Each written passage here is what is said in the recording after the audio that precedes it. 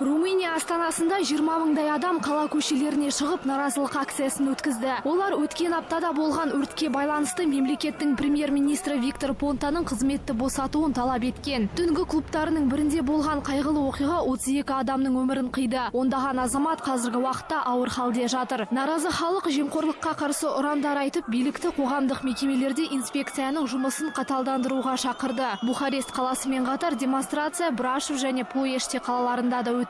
Есте болса, өрт 30 қазан күні түнгі клубтарының бірінде болып, 32 адам қаза тапса, 200 адам жарақат алған.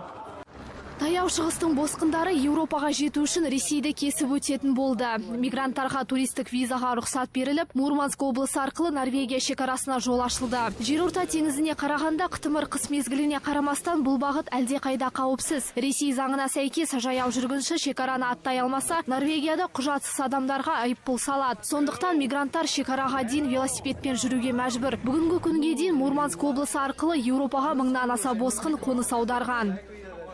Ал Синай түбегінде құлаған ресейлік жолаушы лайнері жарылыстан апатқа ұшыраған. Бұған ақш жариялаған спутниктік суреттер дәлел. Пентагон өкілдерінің айтуынша, апатқа ракета оғы емес, бомба немесе жанармайдың жарылуы себеп болуы мүмкін. Ұшақ құлағаннан кейін Ислам мемлекетінің содырлары қылмысты өз мойнына алды. Алайда Ресей тарапы мен сарапшылар бұл ақпаратты жоққа шығарған. Ұшақ өткен сенбі күні Шарм-эль-Шейх шипажайынан Санкт-Петербург қаласына ұшып, жарты сағаттан кейін апатқа ұшырады. Лайнер бортында барлығы 224 жолаушы мен 7 экипаж мүшесі болған. Қаза болғандардың арасында Ресей, Украина және Беларусь азаматтары бар.